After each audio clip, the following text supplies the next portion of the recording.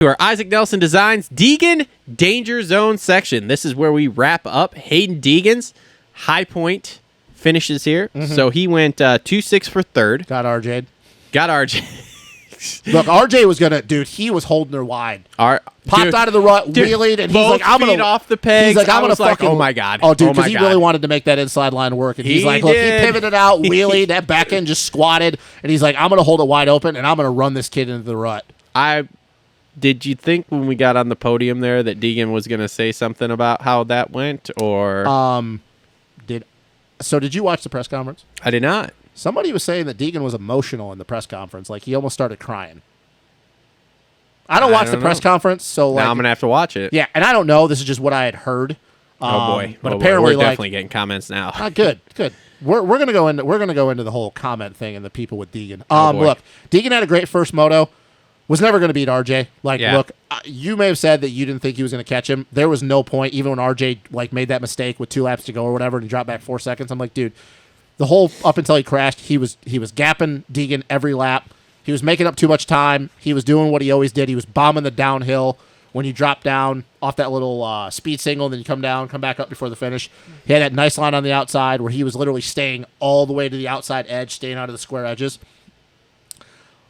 I was like, the only way RJ's not winning this moto is if he crashes again. Because he was too much faster than Deegan up until he crashed for me not to believe that he wasn't going to catch and pass him again. I'll be honest. I'm impressed with how good Deegan was that first moto, because you look at like that track and like last week at Thunder Valley, those are not Deegan style tracks. Deegan is wide open, but the softness slam though it into the berm and fucking rip it. But he's not. I don't look at him as the first moto though. I don't look at him as quite that technical with the ruts. Well, here's the thing though.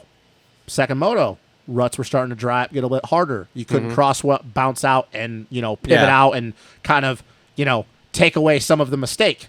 First moto, it was soft, hold it wide open. You blew a rut, pivoted out a corner. You could just hold it wide open, clutch it a little bit.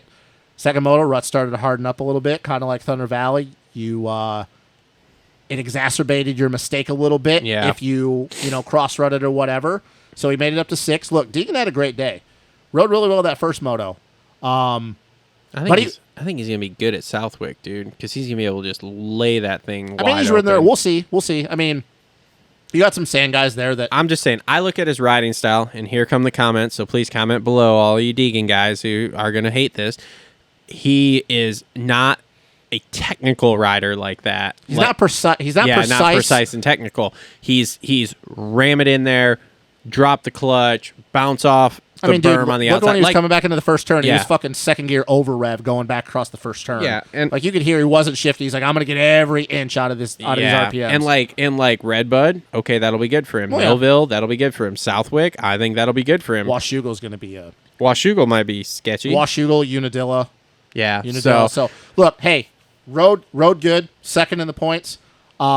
He's having a banner year, dude. He's having a really good year. But and this is where we're gonna me. Oh boy, here we go. I don't like the fact that RC had to say on multiple times yesterday, "Oh yeah, man, wait till his next year. Like this is his learning year." Well, we know that Deegan said he wants to try to win this outdoor title. Yeah. And if you noticed how the comment, like he had an interview yesterday. I don't know when it was, but he's like, "Yeah, learning a little bit, trying to go further into next year. Like this is, we're building or whatever, the bike setup."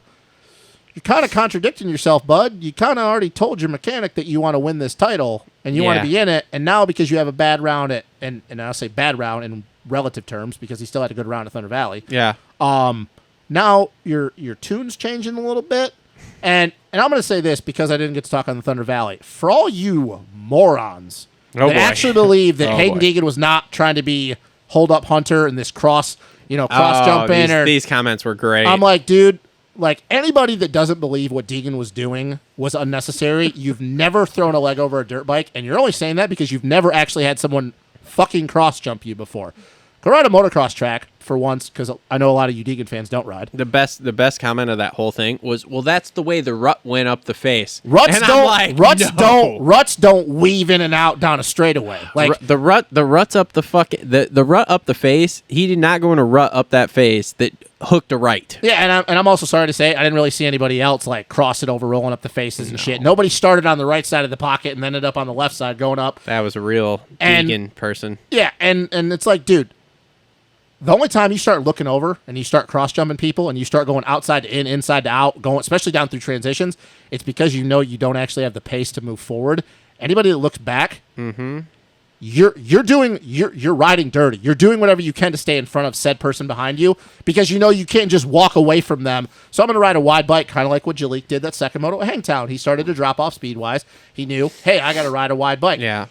But I have a real issue with you people actually believing that Haiden Deegan, that's not who Haiden Deegan is. And I agree with JT wholeheartedly. He's way too good to ride like that. He is. He's way too good. Like JT said, look, dude, Hunter's going to pass you. No matter what, I'm sorry to tell you at this point, Hunter's going to pass you. Let him not let him.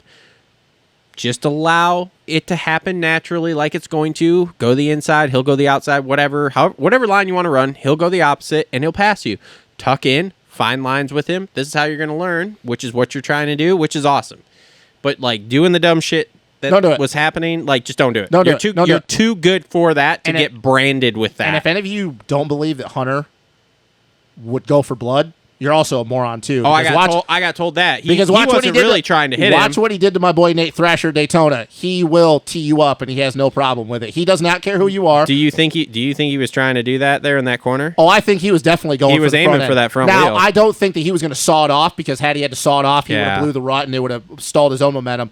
But he was definitely going to run it in on him. And had Haiden not checked up like he did, he was taking Deegan over that rut. Yep. And I'm just sorry to say, like, Deegan doesn't want to play those games with Hunter this year. Like, Hunter's not all about that. He will put you on the ground. I said this He last did it to week. Nate. If he looks at you like a threat and he thinks you're going to ride like that, he'll put you over the he berm. knows he's going to ride like that. You heard the press conference, And I like how everybody was like, oh, like Hunter seemed, podium. yeah, Hunter's like, oh, but he was like commending him at Detroit. And I'm like, he wasn't commending him at Detroit. He was just saying, oh, this is how he rides. But I think it's funny when you have somebody as established like Hunter. Yeah. That'll make the comment that we all have been trying to say. Which is, this is how he rides. This is who Deegan is. Yeah. And the last thing I'll say about Deegan before I wrap this up, because I'm just waiting for the comments.